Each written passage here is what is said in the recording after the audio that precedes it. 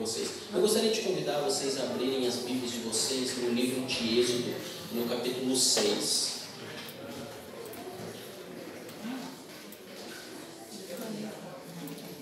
Êxodo, capítulo 6.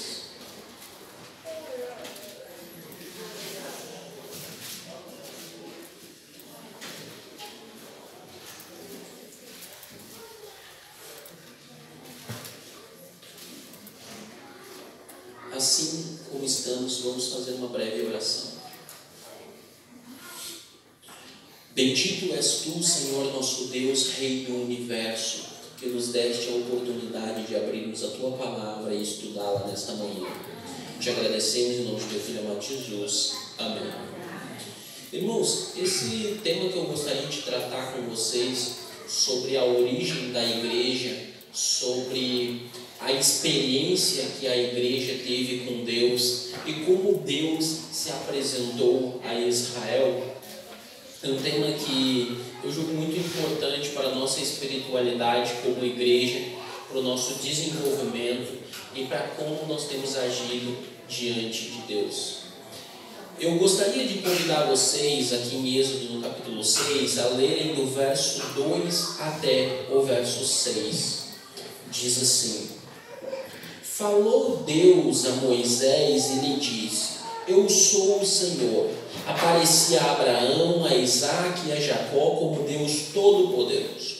Mas pelo meu nome, o Senhor, não lhe fui conhecido. Também estabeleci a minha aliança com eles, para dar-lhes a terra de Canaã, a terra em que habitaram como peregrinos. Ainda ouvi os gemidos dos filhos de Israel, os quais os egípcios escravizavam, e me lembrei da minha aliança. Este é um texto muito rico, muitas coisas podem ser ditas a partir dele. É interessante porque o texto começa dizendo que Deus apareceu a Abraão, a Isaque e a Jacó como Deus Todo-Poderoso, como El Shaddai. Mas pelo seu nome ele não foi conhecido por eles. O que quer dizer isso? Quer dizer que Abraão, Isaque e Jacó não conheciam o nome de Deus? Na verdade, o contexto aqui é um pouco mais profundo e nós precisamos entender um pouco da cultura da época. Na cultura da época, o nome de uma pessoa estava arraigado àquilo que ela faz. Ou seja, o nome tem tudo a ver com aquilo que ela faz. Por exemplo, no Egito, de onde eles saíram, os estudiosos falam que os deuses egípcios eles se apresentavam com diferentes nomes de acordo com aquilo que eles estavam operando naquele momento. Quando nós lemos textos da tradição judaica, a tradição judaica enxerga o Deus de Israel da mesma forma. Então, cada nome que Deus se apresenta, ele se apresenta para fazer uma obra específica. Por exemplo, quando Deus aparece na Bíblia como Adonai Tsebaot, o Senhor dos Exércitos, é sempre num contexto bélico, onde Deus vai intervir de forma bélica por seu povo. Então Deus se apresenta para o povo de Israel de acordo com aquilo que ele vai fazer naquele momento. Então quando ele diz assim, olha, pelo meu nome eles não me conheceram, Deus está dizendo que a forma como ele vai se apresentar, a forma como ele vai se revelar a Moisés e ao povo de Israel agora, não foi a mesma forma pela qual Abraão, Isaque e Jacó conheceram a Deus. Por exemplo, quando nós olhamos o contexto do Êxodo aqui, o povo de Israel está lá como escravo, e Deus opera as famosas 10 pragas do Egito. Deixa eu perguntar para vocês, Abraão, Isaque e Jacó tiveram a oportunidade de ver essas pragas? Tiveram a oportunidade de ver esses feitos de Deus? Não, eles não tiveram a oportunidade de ver esses feitos de Deus. Assim como quando o povo sai do Egito e o mar vermelho se abre diante do povo de Israel, Abraão nunca viu o mar vermelho se abrindo, e nenhum dos outros patriarcas. De tal forma que nós entendemos que a forma como Deus se apresenta e Deus se revela ao povo de Israel, aos filhos de Israel nesse momento, é uma forma singular. O povo de Israel, dentro desse contexto histórico, teve uma experiência com Deus, viu coisas que nenhum outro povo viu. Ou seja, quando Deus diz assim, eu vou dar a conhecer o meu nome a Israel, Ele vai se apresentar e vai mostrar a sua grandeza para Israel. De fato, Israel conheceu um grande Deus, um Deus que operou maravilhas em sua história. Amém? E é interessante dentro deste contexto que esse povo vai ser liberto do Egito. E eu gostaria de convidar vocês a abrirem o capítulo 12 do livro de Êxodo aí. Eu não vou ler todos os versos porque é um capítulo bem grande. Mas em Êxodo 12 nós temos o registro ali da Páscoa sendo feita. O povo faz a Páscoa, o povo passa o sangue do cordeirinho nos umbrais da porta e o anjo da morte passa por sobre as casas as quais tinham o sangue nos umbrais da porta. As casas, o texto diz que as casas que tivessem o sangue nos umbrais, os primogênitos não morreriam, ou seja, não haveria morte naqueles lares. De tal forma então que a Páscoa vem, o anjo da morte passa por cima e não morrem os primogênitos daqueles lares. Na sequência, quando os primogênitos morrem, Faraó resolve libertar o povo de Israel do Egito. E ele diz, vocês podem ir. E o povo de Israel vai sair do Egito. E eu gostaria de chamar a atenção de vocês para o verso 38. Êxodo 12, verso 38, que diz assim: e subiu também com eles um misto de gente, ovelhas, gado e muitíssimos animais. Diz que com os filhos de Israel saiu do Egito um misto de gente. Eles saíram aí um misto de gente, ou seja, não foram somente os descendentes de Abraão, de Isaac e de Jacó que saíram do Egito. Com eles saiu um misto de gente. E é interessante porque possivelmente saíram egípcios com eles e não somente egípcios. Por quê? Naquela época o Egito era a nação mais forte, era a nação mais poderosa. E muitos povos viviam à volta do Egito, se alimentando daquilo que o Egito fornecia. Então, por exemplo, os Ixos, eles ficavam ali às beiras da cidade do Egito se alimentando. Então o Egito produzia, eles trabalhavam, negociavam e comiam. De tal forma que quando as pragas caem sobre o Egito, esses povos todos estão observando as pragas. Quando eles observam as pragas, eles percebem o quão extraordinário é o Deus de Israel. E possivelmente por isso eles decidem sair junto com os israelitas e eles vão junto com os israelitas. É por isso que é dito que um misto de gente sai junto. É interessante também mencionar que nesta época aqui, quando havia uma luta entre duas nações, não era somente as lutas físicas ali, as nações físicas, Israel, por exemplo, os filhos de Israel contra os egípcios. Antes é o Deus de Israel contra o Deus dos egípcios. Quando o Deus de Israel manda todas aquelas pragas, literalmente na mentalidade do povo antigo, ele estava derrotando o Deus egípcio. Então imagine que o Deus de Israel está derrotando o Deus da maior potência mundial da época. Então, para as pessoas que estavam ali à volta, eles ficavam o quê? Aterrorizados. Que Deus é esse que destruiu o Egito, que devastou o Egito, que abalou as forças egípcias a tal ponto que o Faraó liberta os filhos de Israel para saírem dali. E essas pessoas, dentro desse contexto, elas ficam impressionadas com o Deus de Israel e elas decidem ir junto com os filhos de Israel. De tal forma que esse misto de gente, tendo acompanhado essa experiência no Monte Sinai, essa experiência no Êxodo, vai chegar ao Monte Sinai no Êxodo capítulo 19. Gostaria de chamar vocês a lerem Êxodo 19.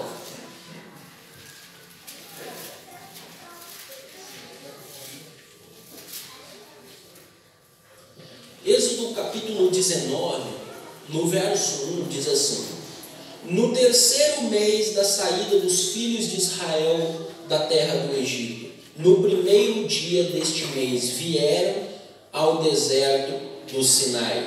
Aqui eles chegam perante o Monte Sinai. Em alguns outros textos da Bíblia, o Monte Sinai é chamado de Horebe também. É a mesma coisa, Monte Horebe, Monte Sinai. Interessantemente, se nós dermos uma olhada no verso 5 e no verso 6, diz assim: agora, pois, se diligentemente ouvirdes a minha voz e guardardes a minha aliança, então sereis a minha propriedade peculiar dentre todos os povos, porque toda a terra é minha. Verso 6: vós me sereis um reino de sacerdote e nação santa. São estas as palavras que falarás aos filhos de Israel.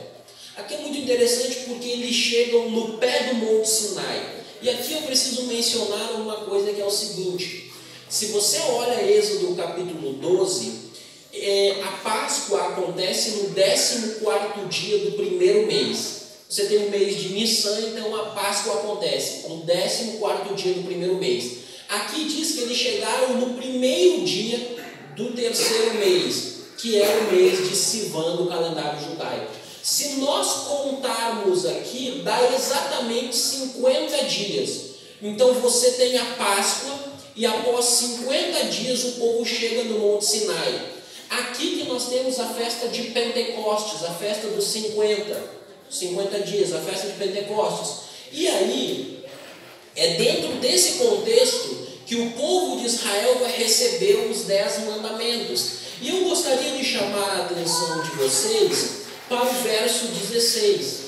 O verso 16 diz assim: ao amanhecer do terceiro dia, houve trovões e relâmpagos, e uma espessa nuvem sobre o monte, e muito forte clangor de trombeta, de maneira que todo o povo que estava no arraial se estremeceu. E Moisés levou o povo fora do arraial ao encontro de Deus.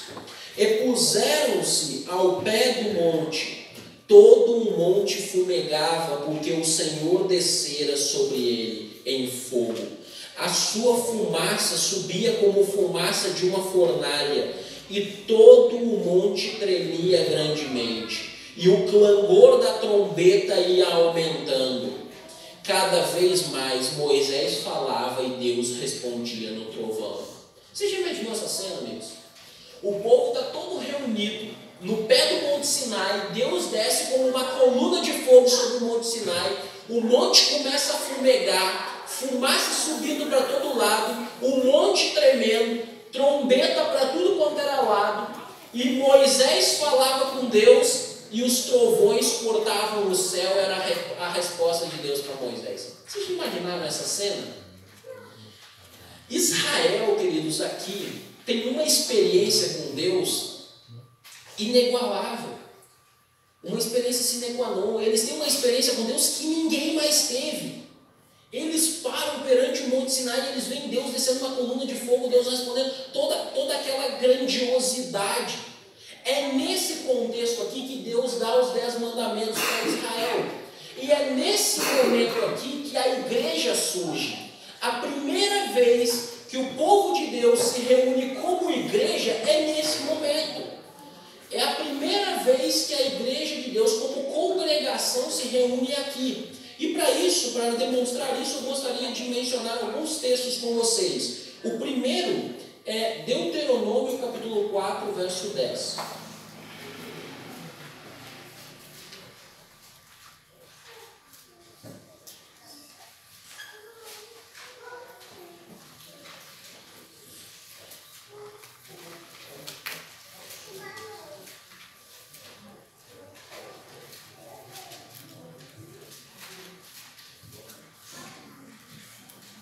Diz assim: não te esqueças do dia em que estiveste perante o Senhor, teu Deus, em Horebe, que é o Monte Sinai, quando o Senhor me disse: reúne este povo, e eu os farei ouvir as minhas palavras, a fim de que aprenda a temer-me a todos os dias em que estiverem na terra, e os ensinarei aos seus filhos. Vamos abrir o capítulo 9 de Deuteronômio agora, verso 10.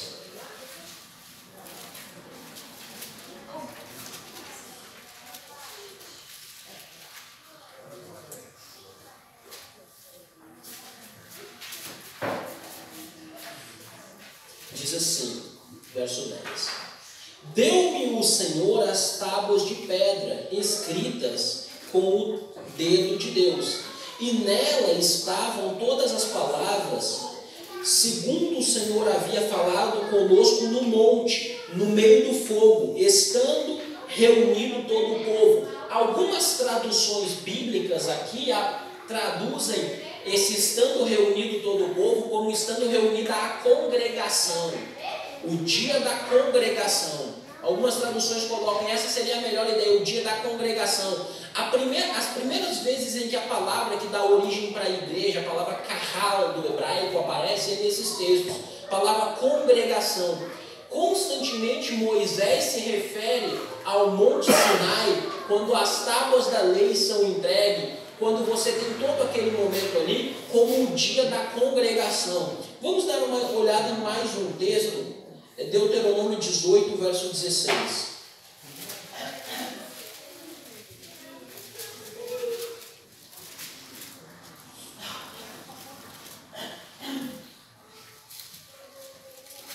Diz assim: segundo tudo o que pedistes ao Senhor teu Deus em Horebe, quando reunido o povo. Outras traduções, talvez da sua tradução, coloca quando reunida a congregação. Não ouvirei mais a voz do Senhor meu Deus, nem mais verei este grande fogo, para que não morra. Então, vários versos da Bíblia, aqui onde Moisés escreve, ele se refere ao evento do Monte Sinai, aquele evento que nós acabamos de ler há pouco tempo, quando o povo se manifesta, quando Deus se manifestou no meio do fogo, e com toda aquela grandeza, como o dia da congregação. A primeira vez que o povo de Deus se reúne como igreja é naquele momento. Nós poderíamos citar também Atos, no capítulo 7, no verso 38, no discurso de Estevão. Estevão, ele menciona o momento do Monte Sinai exatamente se referindo com as palavras o dia da congregação. E a palavra que Estevão usa lá em grego é eclésia. Eclésia é a palavra para a igreja. A primeira vez que o povo de Deus se reúne como igreja é no Monte Sinai. Por que isso é muito importante? Veja, você tem a Páscoa, 50 dias após a Páscoa, você tem o evento do Monte Sinai, onde o povo recebe a lei. O povo está recebendo a lei, ok? Agora vamos dar uma olhadinha em um verso que é Jeremias 31. Jeremias capítulo 31. Para nós fazermos os links agora com o Novo Testamento. Jeremias, no capítulo 31,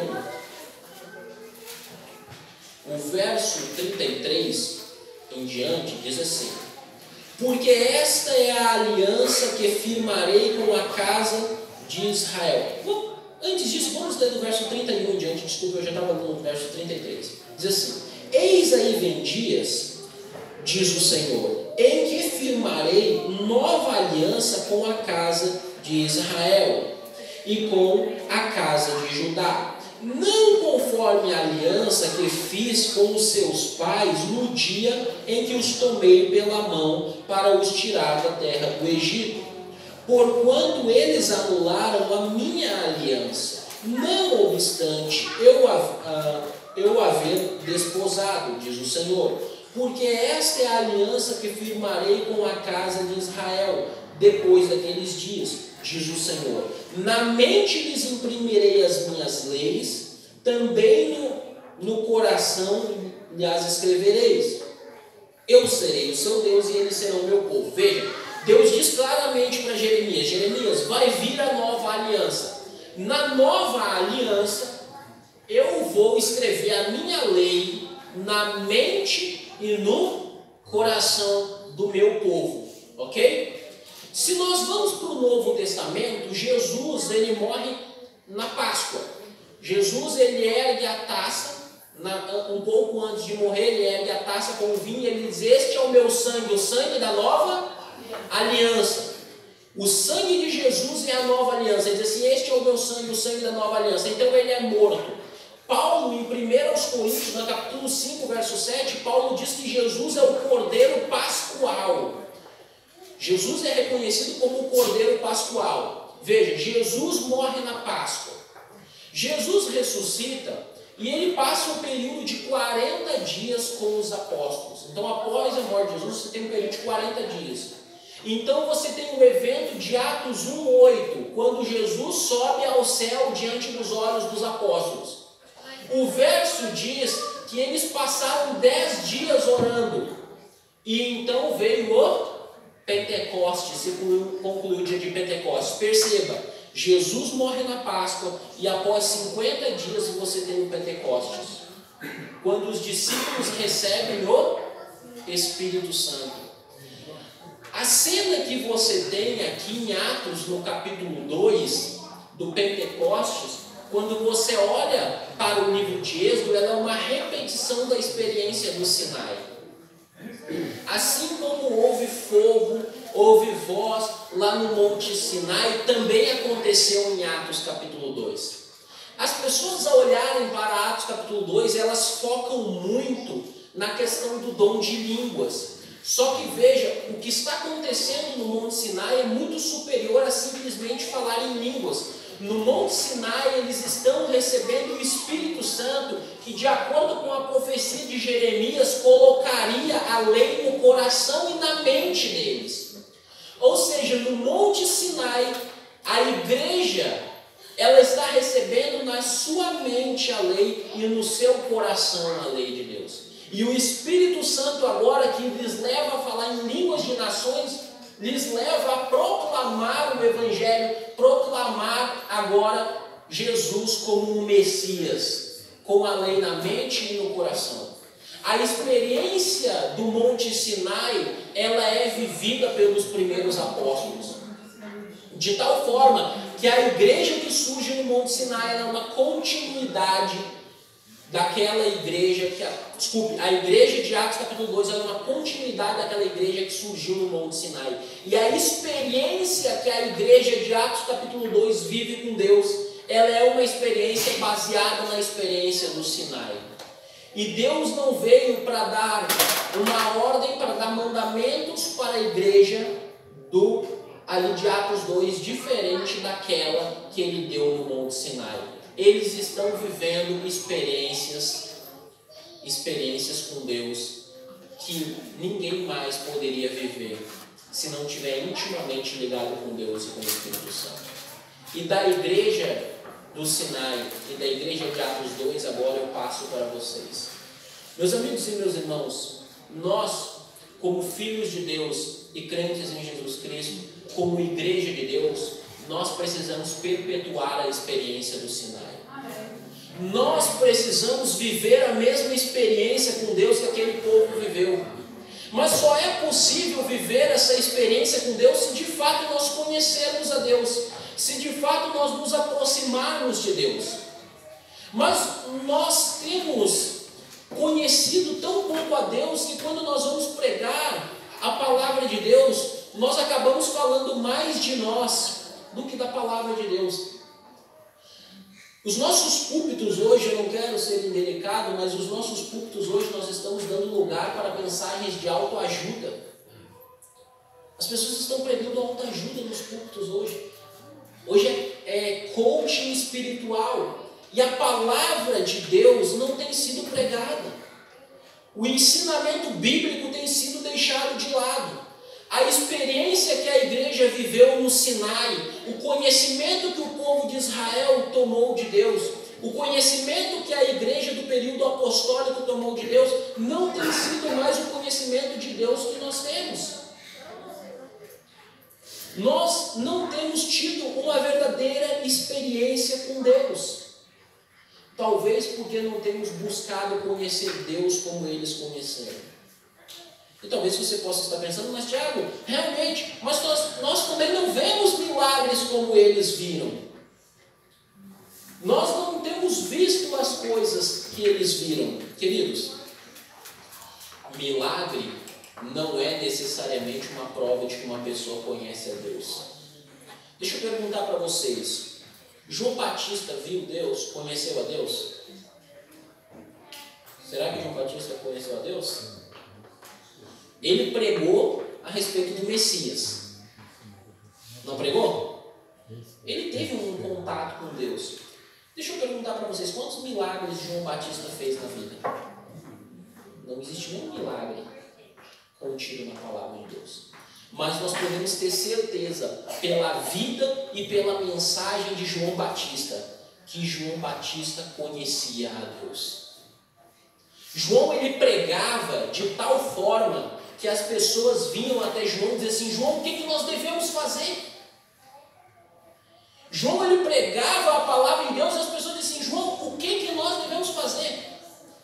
As pessoas queriam, elas sentiam o coração queimar. E eu temo que muitas vezes, ao nós pregarmos em nossos púlpitos, por nós estarmos tão vazios do conteúdo que vem da palavra de Deus, as pessoas não têm tido um verdadeiro contato com Deus, não tenham aprendido quem é Deus.